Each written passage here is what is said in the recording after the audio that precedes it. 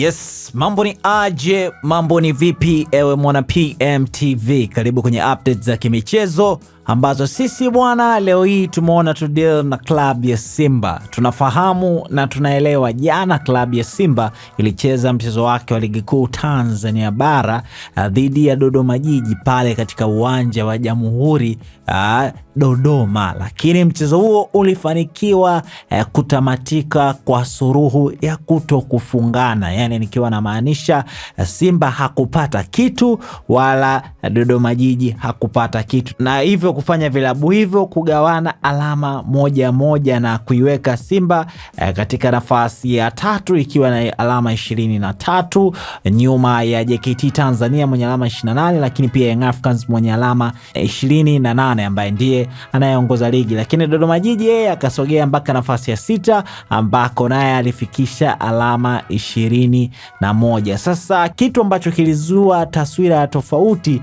ni pale ambapo klabu ya Dodoma ilikiuka baadhi ya kanuni za kufanya mabadiliko ya wachezaji. Of course walifanya mabadiliko ya wachezaji 5, lakini walivunja kanuni ambapo walitakiwa kufanya mabadiliko hayo kwa michepuo 3, lakini wao walifanya kwa michepuo 5. Sasa kukaa kuna tetesi ambazo zinazungumzwa kwenye mitandao ya kijamii kwamba huenda klabu ya Dodoma ikapokwa alama na hizo alama akakabidhiwa klabu ya Simba, na kama Simba ina maana angekabidhiwa alama hizo angekuwa na alama 25, hivyo kuwa nyuma tu alama 3 dhidi ya JKT Tanzania pamoja na Young Africans ambao ndio anaongoza ligi. Sasa PMTV bwana tukaona isiwe tabu sisi tufunue kitabu cha kanuni ili tuweze kukuelewesha ewe mwana sport, ili uweze kuelewa ni nini ambacho kinaendelea. Je, ni kweli Dodoma Jiji atapokwa hizo alama 3 za jana japokuwa mchezo ulitamatika kwa sare?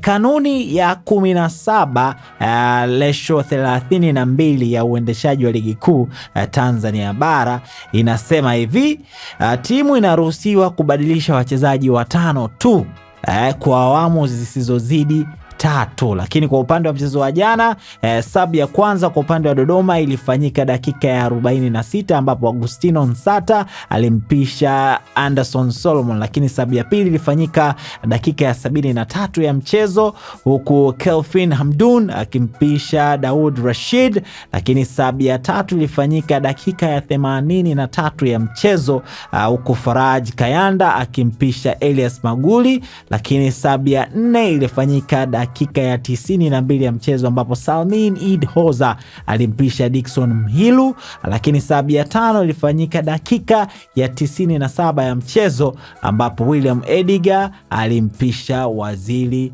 Junior. Sasa adhabu ambazo huwa zinatakiwa kupewa ni kama ifuatavyo kwenye kifungu hicho cha sheria ya 17 lesho 32 inasema kifungu cha kwanza kinasema timu itakayobadilisha wachezaji zaidi ya 5 itapoteza mchezo na kutozwa fine, of which hawakufanya zaidi ya wachezaji 5. Ukiangalia walifanya subs 5, ila michepuo ama kwa mkupuo ndio kitu ambacho kinafuata kwenye kanuni ya pili, ambapo kifungu cha pili kinasema timu itakayobadili wachezaji wasiozidi 5 ila kinyume cha utaratibu wa awamu 3 itatozwa fine. Kwa hiyo ile Dodoma Jiji walichokifanya jana ndio kinaangukia hapa, kwamba walifanya mabadiliko ya wachezaji 5 lakini hawakufanya ndani ya awamu 3. Lakini kipengele cha 3 kinasema mabadiliko wakati wa mapumziko hayatahesabika kama awamu, na hiyo ndio kanuni ya uendeshaji wa ligi kuu Tanzania bara inavyosema kuhusiana na mabadiliko ya wachezaji. Kwa hiyo wale ambao walikuwa wanajua klabu ya Dodoma itapoteza point dhidi ya klabu ya Simba bwana, niwaambie tu mmeangukia pua, kwa sababu Dodoma hatopoteza alama bali ataishia kutozwa fine tu kwa sababu hakufuata kanuni ambavyo ilitakiwa kufuata. Lakini pia wewe pia unayo nafasi ya kuweza kuacha maoni yako hapo, umelipokeaje hili kuhusiana na Simba pamoja na Dodoma Jiji. Lakini wakati unafanya hivyo usisahau PMBet wamesema 2026 kila mtu anatakiwa kuwa na gari pamoja na hela ya mafuta. Sasa unapata vipi? Ni kuhakikisha unafanya bashiri zako za mikeka kupitia website ya pmbet.co.tz, kwa sababu wanaofanya hivyo huko wanapata pesa, lakini kila baada ya wiki 5 wanaingia kwenye draw ya kushindania Toyota IST ambayo inatoka kila baada ya wiki 5. website ni pmbet.co.tz. Mimi naitwa Raymond Elias.